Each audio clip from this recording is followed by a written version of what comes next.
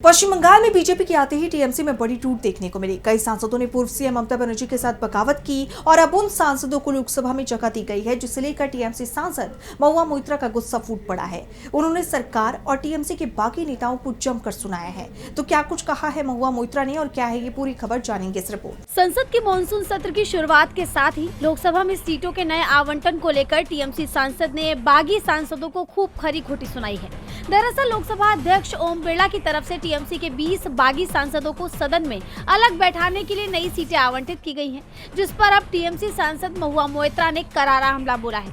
महुआ मोइत्रा ने तंज कसते हुए कहा कि संसदीय लोकतंत्र में अब सत्ता पक्ष और विपक्ष के अलावा एक नई श्रेणी गद्दार बेंच बन गई है। महुआ मोइत्रा ने कहा 20 बागी गद्दार सांसद जिनकी अयोग्यता याचिकाएं लंबित हैं, जो दावा करते हैं कि वो एक गैर मान्यता प्राप्त पार्टी एनसीपीआई में शामिल हो गए हैं, लेकिन उनके विलय को स्पीकर ने मंजूरी नहीं दी है।